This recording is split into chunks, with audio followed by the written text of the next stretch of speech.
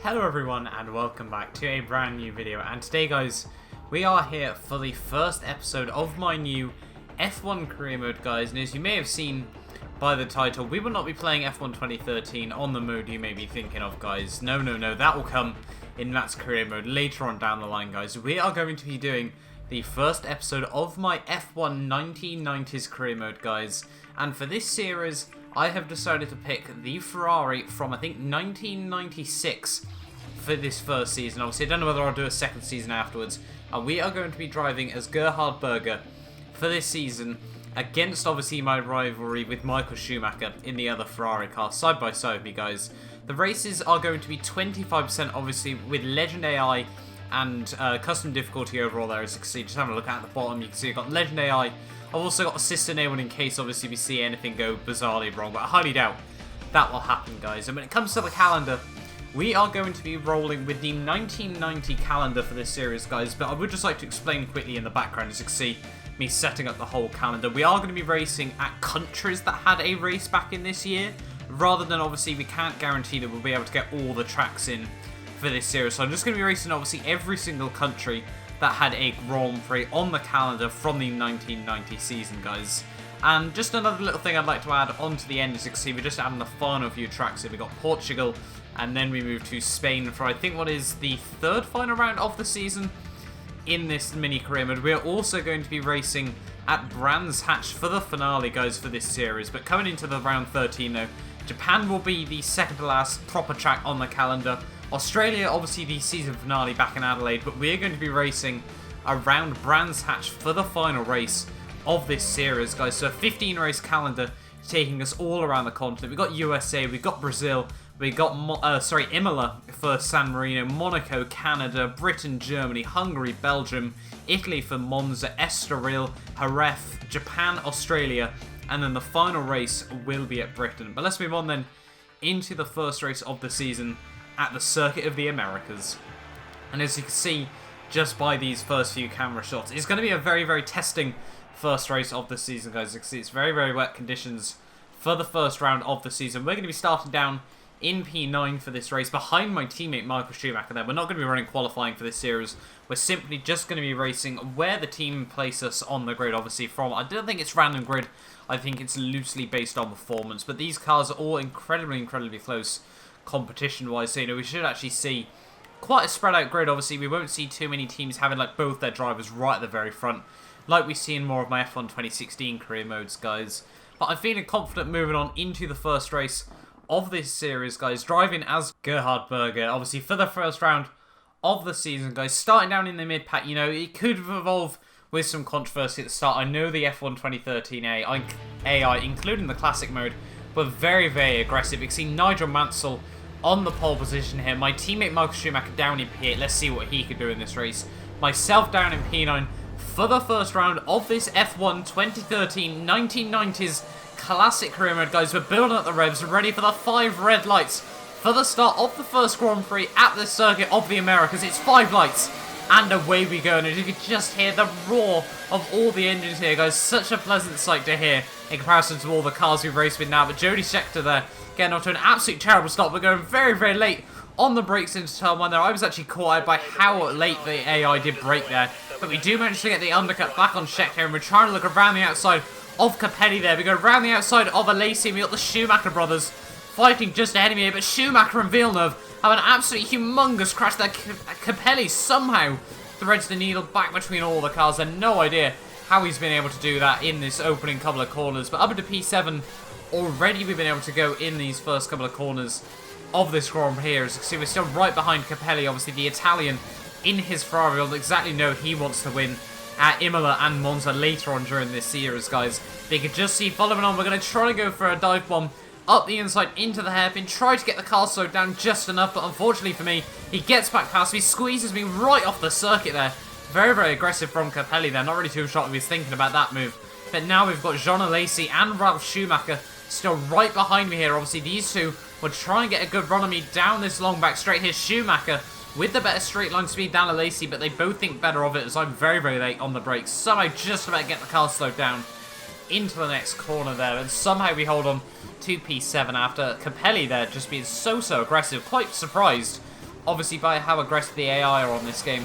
You can see coming to the end of lap 1, though, Capelli now right just ahead of me here. We set a 2-minute 1 first lap here, but as the engineer, you can hear they're saying about how everyone is struggling for grip.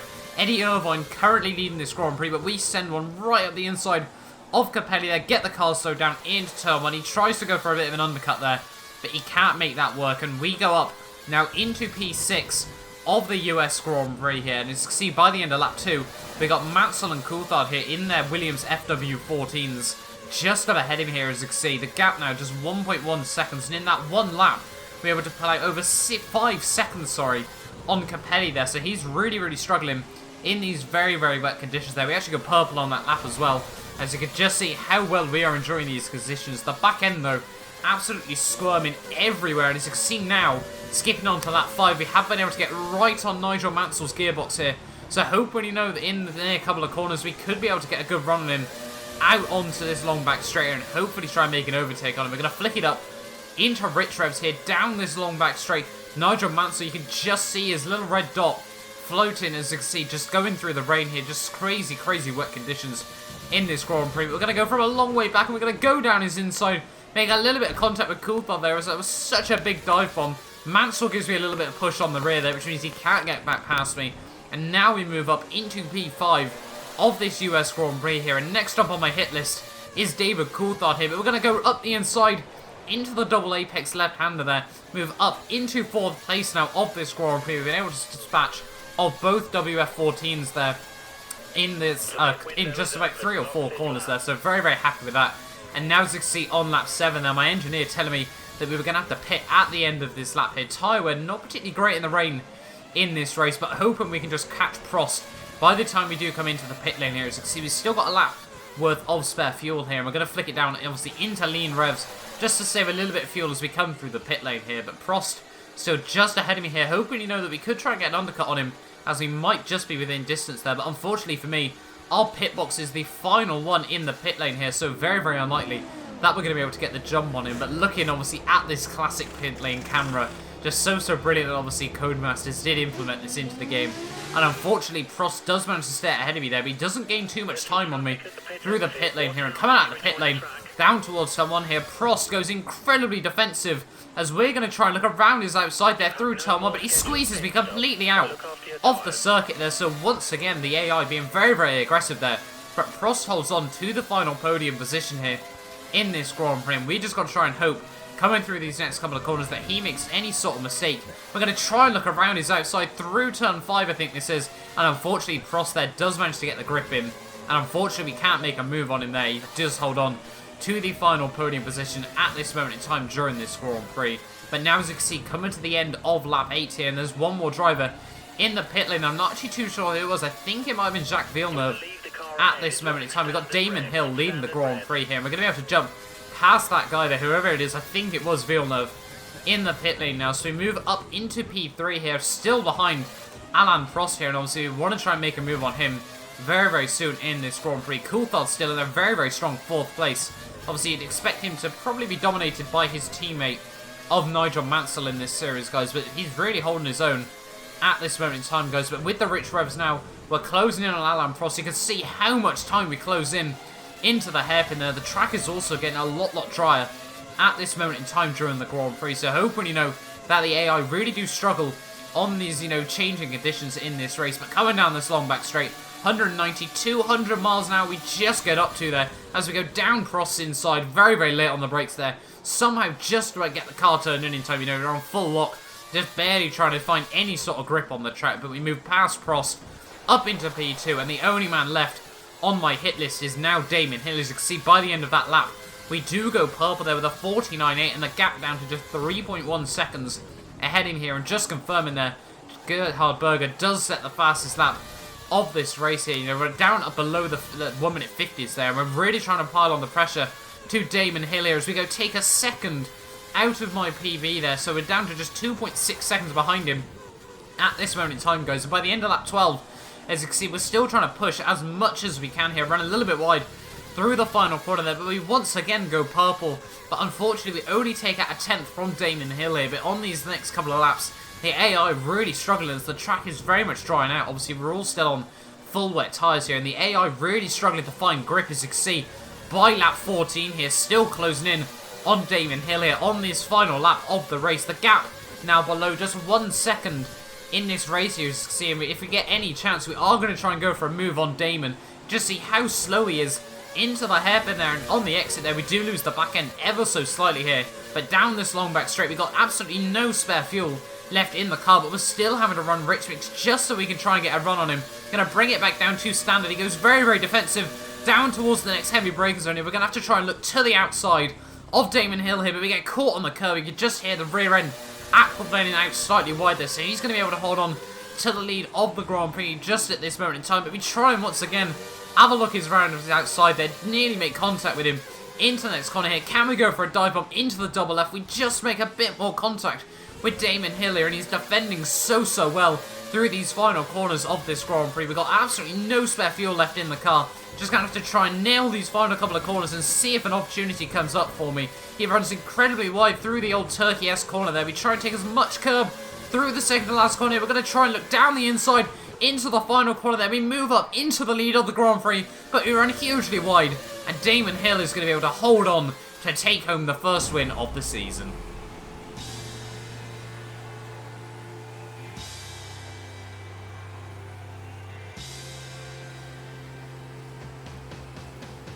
But there we are then, guys, the end to the first round of this F1 90s season, guys.